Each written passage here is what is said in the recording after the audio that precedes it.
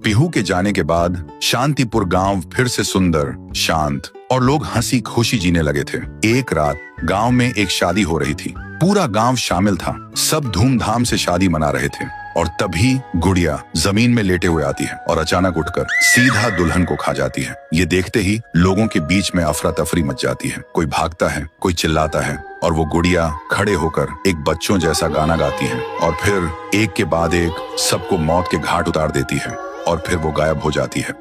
गांव फिर से कांप उठता है। सुबह सब लोग इकट्ठा होते हैं और कहते हैं वो भूखी लड़की वापस आ गई है। इस बार एक गुड़िया बन के लोग घुटनों के बल गिर जाते हैं और रो रो कर कहते हैं, हे भगवान हमें बचाओ। तभी गांव का मुखिया आता है और गुस्से में कहता है, चाहे वो कोई भी हो, है तो एक गुड़िया ही ना, आज रात मैं उसे खुद गांव से निकालूंगा। फिर रात के ठीक 2:30 बजे मुखिया अपने 2 चेलों के साथ गांव के बीच खड़ा होता है और फिर वही धुआं छा जाता है और वही आवाज।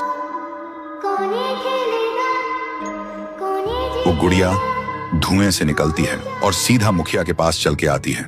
मुखिया कहता है, निकल जा मेरे गांव से, नहीं तो तुझे यहीं बिखरा दूंगा। गुड़िया हंसती है और कहती है, तेरे से पहले भी किसी ने ये सोचा था। और उसी पल वो गुड़िया बड़ी होने लगती है और अपनी पैर से तीनों को कुचल के मार डालती है।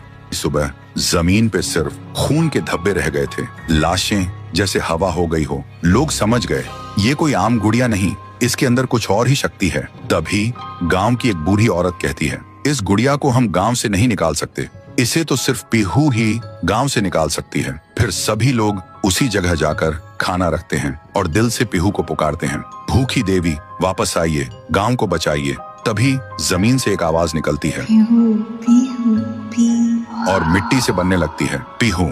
लोग चिल्लाकर कहते हैं, देवी हमें बचा लो।